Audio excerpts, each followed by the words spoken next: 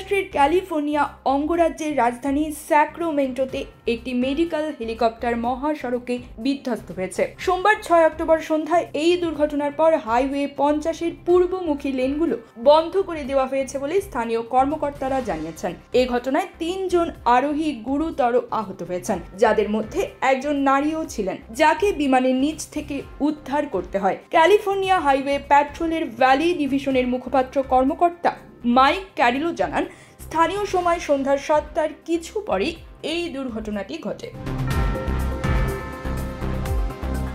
অনলাইনে প্রকাশিত ছবিতে দেখা যায় হাইওয়ে 50-এ একটি বিধ্বস্ত হেলিকপ্টারের পেছনে দীর্ঘ যানজট সৃষ্টি হয়েছে। ক্যারিলো বলেন, দুর্ঘটনার কারণ এখনো তদন্তাধীন রয়েছে এবং একাধিক সংস্থা ঘটনাস্থলে সাড়া দিয়েছে। তিনি জানান, জরুরি উদ্ধারকর্মী ও হাইওয়ে প্যাট্রোলের সদস্যরা ঘটনাস্থলে কাজ করছেন। তিনি বলেন, বাসিন্দাদের অনুরোধ করছি বিকল্প রাস্তা ব্যবহার করতে এবং এলাকা এড়িয়ে চলতে, যাতে উদ্ধারকর্মীরা নিরাপদে কাজ করতে পারেন। স্যাক্রামেন্টো ফায়ার ডিপার্টমেন্ট এর মুখপাত্র ক্যাপ্টেন জাস্টিন সিলভিয়া বলেন, হেলিকপ্টারটি একজন রোগীকে হাসপাতালে নিয়ে যাচ্ছিল এবং সেখান থেকে ফেরার পথে সন্ধ্যা 7টার দিকে জরুরি অবস্থার সৃষ্টি হয়।